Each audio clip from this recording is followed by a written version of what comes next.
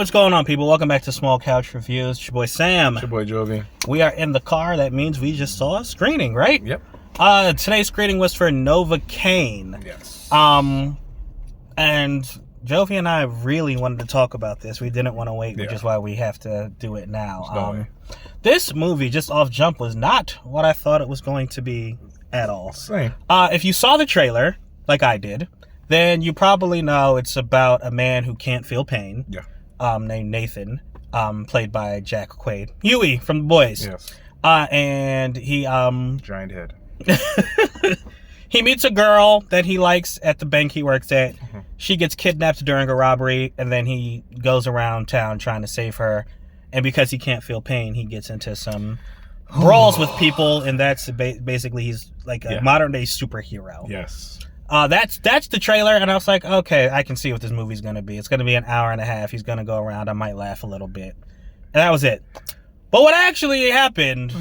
The story is, it has more twists, and it goes a lot deeper than the trailer let on. Yeah. Which I appreciate. Yeah. So, Jovi, I've been talking first most of the time. Why don't you tell us what you liked about it? I mean, we usually do our sours first.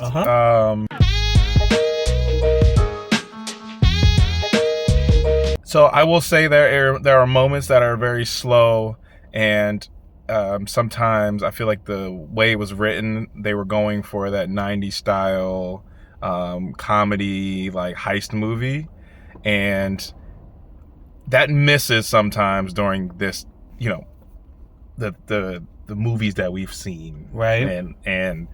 But yeah. It was like really, it was I think meant to be funny, some of the one-liners that didn't really hit, and then it was like, and I really don't have anything else really bad to say. Yeah, bro, it's hard for, it's crazy. It's one of those movies where it's not perfect, but it's hard to find something negative to say. Yeah, it's really, that was it. It was just like, I see what you guys tried to do. It didn't work in every aspect, but no, none of the movies we've seen in a lot. Yeah, it's not. Yeah, like everything works. So I was like, that's my negative. I think that. I agree. I think that this is one where it's like, you could nitpick, like you said, and go about. But the fact that it surprised me so much, and the fact that it was just well done in most regards. Yeah, I don't want to talk about it. I will say the one thing. I think the villains in the movie were a bit one-dimensional. They're totally forgettable. I literally don't remember their names. No. And that's probably I only remember the main one because he looks like John Walker, like a bootleg John Walker. Oh. Like that's the only reason I can even see his face. Oh no, and one I remember I saw his uniform. His name, one of them was Clark, or Ben Clark, I think it was. But yeah. You barely remember their names, and that's really the only negative. I don't think they're meant to be, at least, they're not meant to be like main characters or so, like villains that you're gonna remember. Mm-mm. And it shows. You really don't, like Jovi said, the only one you really pay attention to is the main one. He gets the most screen time, and even him, I literally don't remember his name. But that's my only sour. Right. All right, let's get on to the sweet. That's sweet. The character Nathan, yes, that's the biggest sweet in this movie, bro. Yeah, like they actually, how do you do it? Go watch this movie. How do you do character development in that short period of time? Go watch this movie. Yes, and that's the thing that I think surprised me and Jovi. Yeah. We thought it was going to start with him like, hey, my name is Nate. I can't feel pain. Right. They just go to the bank. And then they just start fighting or something. But this movie, the heist doesn't happen for like a half hour. Yeah. The whole time before that, you're learning about his life. Like, you see him wake up in the morning. He has like a bar or a measure on his shower so it doesn't get too hot. And then he has tennis balls on every corner so he doesn't bump into them and accidentally hurt himself. He's blending his food. Yeah, he has to blend all his food because he doesn't want to actually bite his tongue. Like, you see how this person lives. Yeah.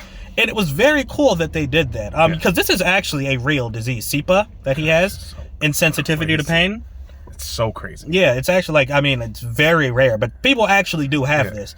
And it was just cool to see his life and see how he lived his life, and and you understood why this mission he ends up going on was so important to him. Yeah, exactly. And it made it way more believable. Yeah. Way more believable. So I mean, continue with his character. It goes as deep as he can't feel pain, but he still has feelings. Yes. Like, ultimately, that's the biggest thing out of all of this. He can feel love. He can feel hurt.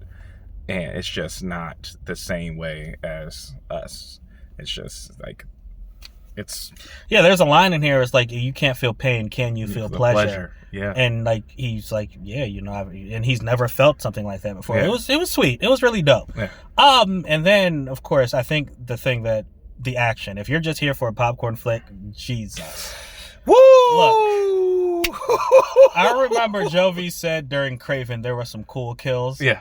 They got nothing on No. this. Like, yo, No. I don't know who the stunt coordinator or director was. And like the Jeez. practicality of stuff. Like, it's crazy shit happens, but you're like, oh my gosh, if somebody was in this situation, that's how it would go down. Yes. And that's scary. Gosh, like the this, ending, yes. I called the ending kill, but at the same time, it was by far some of the grossest things I've ever seen on film. Yeah, we were like, our theater, you know, we had a good theater. Everyone was just like, oh, yeah, like we were all reacting, and laughing and having a good time. Like I'm just remembering some of the stuff he did and he went through. Like, there's a part when he gets shot in the leg. And Jovi said his leg went, like, his leg actually went the way it would go, like, if it happened. Yes. Like, again, like, the practicality. Oh my gosh. They did their research. They really did, man. That and the way, like, you know, when nails come out, it looks so real. Yes, they he got his nails pulled off. I mean, like, you know, knives going through people, arrows going through people, gunshot wounds. It's great, man. It's really great. And the thing is, you know, even though he can't feel pain, like, he could actually die. Yeah. So he suffers, like, when he loses a lot of blood, like, he's suffering from it. You can see him, like, you know, he's stumble a little bit. He's losing blood, and it's like, but he can't feel that he's losing blood. Like, again, talk about the story development. He talked about his childhood when he scared his parents into not letting him go outside. Yeah, because like he stepped on a nail and he didn't realize filled up with blood. He didn't realize he did until his shoe filled up with blood and he felt like the wetness. Yeah. So I mean, that was dope, bruh. I think, like, again, he's the star. The action was amazing. The kills were great. Kills are cool, and the set piece, like. It was San Diego and it was supposed to be modern, but everything about this movie, again, was 90s. The cars were 90s. The clothes were very 90s. The one-liners from the cops was very 90s. Yeah. So it's like, I feel like whoever wrote this is like their love letter to those type of movies. And it's a sour and a sweet at the same time. Yeah. It's like the things that worked, and the things that didn't work. I'll just end with two more things I want to make sure I mention. Yeah. It was funny. Yeah. You will laugh. Yeah. Even even the stuff you see in the trailer, like, it's just, again, I'm so happy. I thought this trailer was gonna ruin this movie for me, and I'm so glad it didn't. Same. Same. That's one of those situations where you think they show you everything. Exactly. They can't show you anything. Yeah, they can't. They really can't. Yeah. But then the other characters. His love interest, Sherry, played by, I'm looking at her name, Amber Mid-Thunder. Now, that's a cool name. That is a really cool name. I don't know if I know her from anything else. And then Jacob Batalon from Spider-Man. Yeah, Ned from Spider-Man. Ned, that was his name. Yeah, they were adequate. They were good. No one really disappointed. Yeah. I think Jacob's character, what was it, Roscoe in this movie? Yeah. He added more comic relief. He was funny as usual.